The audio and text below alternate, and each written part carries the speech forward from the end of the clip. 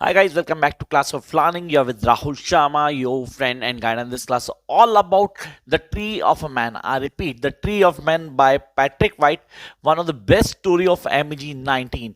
Now, how we guys going to clear this concept? Story के पूरे story line को clear करना है along with the characters. Yes, the characters that really play a vital role in the entire story. The story known as to be the tree of a man. So it's like a tree, how the tree grew, how it spread its branches, and the basic norm that was being connected with the struggle that really been tortured. So it's called tortured या बोलूं was held by that particular tree. उसको define करती है story the tree of a man. Yes, entirely the story is all about Stan Parker.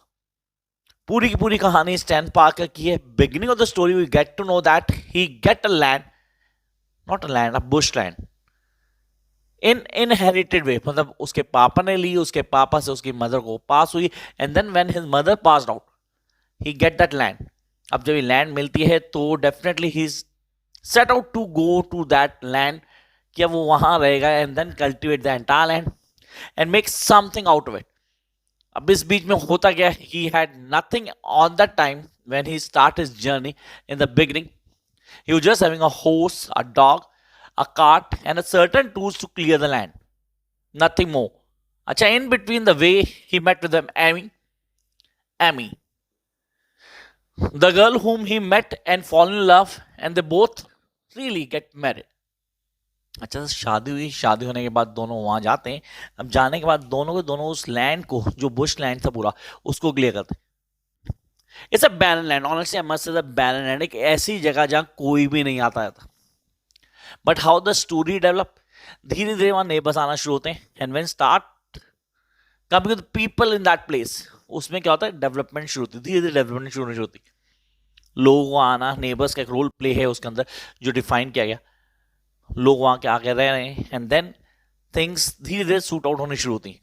लेकिन अभी हो ही रही थी तब वहां पे बाढ़ आती है. ऑनेस्टली बाढ़ आती है एंड देन टाइम के साथ सूखा भी पड़ता है. ये सारे टफ्स किन्हों नहीं, स्टैन और एमी ने मिलकर गुजारे. अब जिनकी रिलेशनशिप थी ना, वो बहुत नॉर्मल नहीं थी. They won't talk to each other very much, seriously. Bonding थी बट दोनों बात नहीं करते आपस में. हुआ क्या, पड़ोस में कुछ इंसिडेंट हुआ जो कहीं इंपैक्ट करते हैं रिलेशनशिप पे. यस, एमी गेट प्रेग्नेंट और मिस कैरेज भी हुआ. डेफिनेटली मिस कैरेज भी हुआ. टाइम के साथ they get their first children. Sir ये कौन था, ये था रे.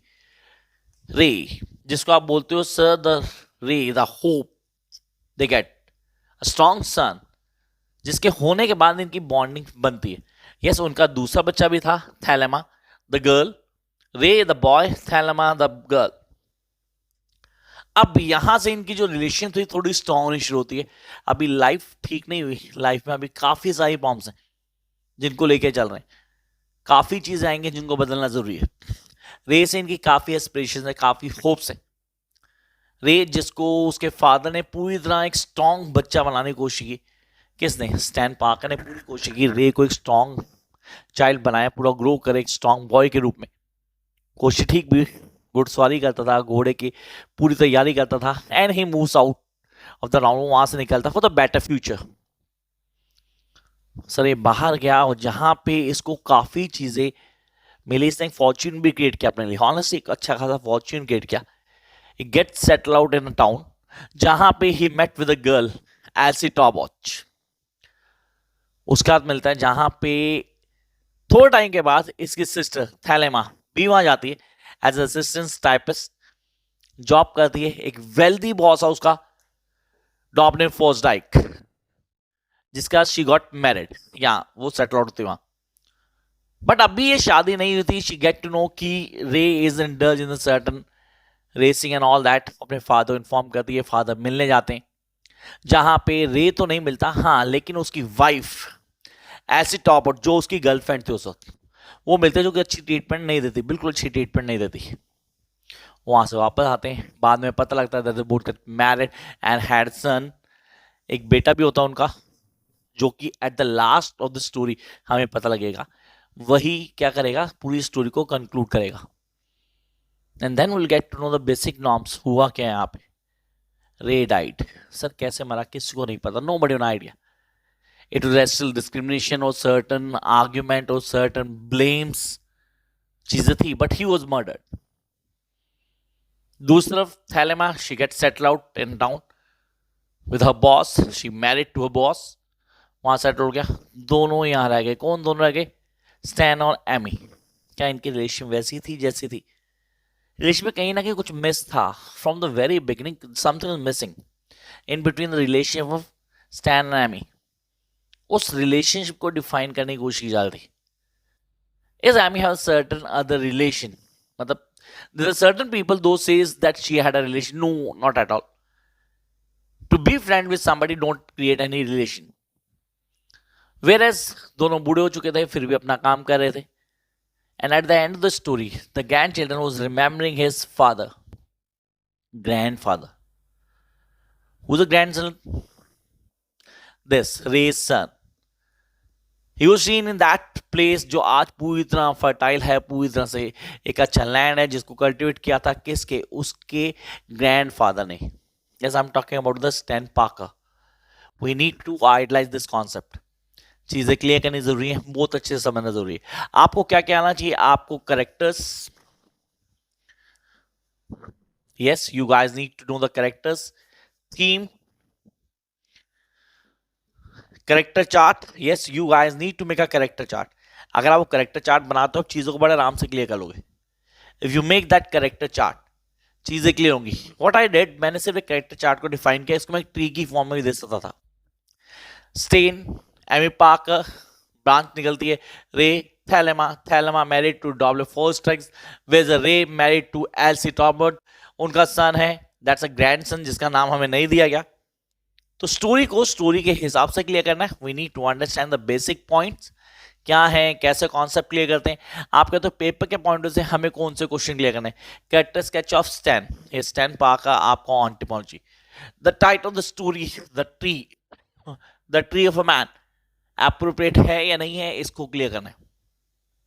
थीम सा isolation. I repeat, isolation. Then a barren land, place where you go and try to convert it. Struggles of life. Yes, struggles शुरू से लेके आखिर तक दिखाए गए. So it's a Bills Go Roman novel. Bills Go Roman जहाँ पे character की डेवलपमेंट, एक प्रोटेगनिस्ट की development through the story define करते हैं. Yes, stand Parker is short of guy जो शुरू से आखिर तक विद एस्पिरेशन चल रहा है कि लाइफ को बदलेगा. मतलब जब वो आया था उसके पास कुछ भी नहीं था. Just a dog and a horse and a cart and a certain tools to clean the land. That's all. उसका background about his father, his mother, nothing was being mentioned in the story. Patrick White कहीं ना कहीं realistic view में चीजों define करता है. He defined each and every character with a very realistic point of view. Realistic होना, चीजों को समझना, how will going to connect with it. चीजें कितने इजीली कनेक्ट होती हैं, आप कैसे समझ पाते हो, और कौन कौन से नॉर्म्स आपको ऑन टिप होनी चाहिए. ये सारी चीजें आपके लिए काम करती हैं. तो इस पे काम करना आपने कहा सर थीम्स डेफिनेटली बहुत मैटर करती हैं जो मैंने मेंशन की, वो आपको ऑन टिप होनी चाहिए. Characterization, character chart. Character chart हमेशा एक डोमिनेंट रोल प्ले करता है. दोस्त who work hard to get a grip over the entire story, they start working with the character chart. तो कैरेक्टर चार्ट को ऑन टिप करो, आप चीजें बड़े आराम से समझ जाओगे. This is something very important. Yes, for MEG 19 what things really you guys need to do, such as इसमें डायसोपोरिक नॉवल वाला क्वेश्चन आएगा इस बार, उसको तैयारी करके जाना गाइस. डायसोपोरिक नॉवल, माइग्रेशंस पे क्वेश्चन आता है. माइग्रेटेड पीपल डेफिनेटली वो है हमारे पास.